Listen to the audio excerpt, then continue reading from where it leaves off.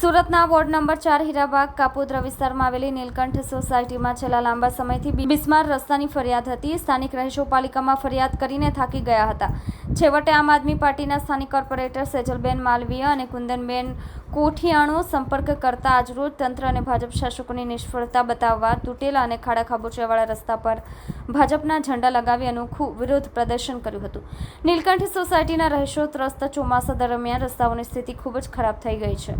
સાથે સાથે સોસાયટીની આસપાસમાં પણ ગંદકીના ઢેર જોવા મળી રહ્યા છે. આવી સ્થિતિમાં હવે ધીરે ધીરે લોકો પોતાનો અવાજ વિરોધ પક્ષ સાથે ઉઠાવી રહ્યા છે. આખા વિરોધ પ્રદર્શન દરમિયાન નીલકંઠ સોસાયટીના તમામ રહીશો અને આમ આદમી પાર્ટીના કાર્યકરોએ ભાજપના ઝંડા લગાવી તંત્ર અને શાસકોની આંખ ખોલવાનો પ્રયત્ન કર્યો હતો. બહેરા કાને અવાજ પહોંચાડવા કાર્યક્રમ યોજ્યો. આપના કોર્પોરેટર સેજલ માલવીયાએ જણાવ્યું કે તંત્ર અને શાસકો ફક્ત ખોટા વાયદાઓ કરી રાખે છે. પ્રજાની પીડાની કોઈને પડી નથી. તેથી તેમના બહેરા કાને સાદ સંભળાવવા જ અમે અનોખી રીતે વિરોધ પ્રદર્શન કાર્યક્રમ કર્યો હતો. અમારા વિસ્તારના રહીશોને ચોમાસા દરમિયાન પુષ્કળ તકલીફો પડે છે, પણ પાલિકા અને ભાજપ શાસકોના પેટનું પાણી હલતું નથી. ભાજપ શાસકોની નિષ્ફળતાનો આ નમૂનો છે. આપ કોર્પોરેટર કુંદન કોઠિયાએ જણાવ્યું હતું કે ભાજપ શાસકોની નિષ્ફળતાનો નમૂનો છે. પ્રજાના કામોની કોઈ દિવસ શાસકો તસદી લેતા નથી. જો હજુ પણ પાલિકા અને ભાજપ શાસકો નહીં સુધરે તો પ્રજાહિતમાં અમે વધુ કાર્યક્રમ આપતા પણ ખચકાશું નહીં.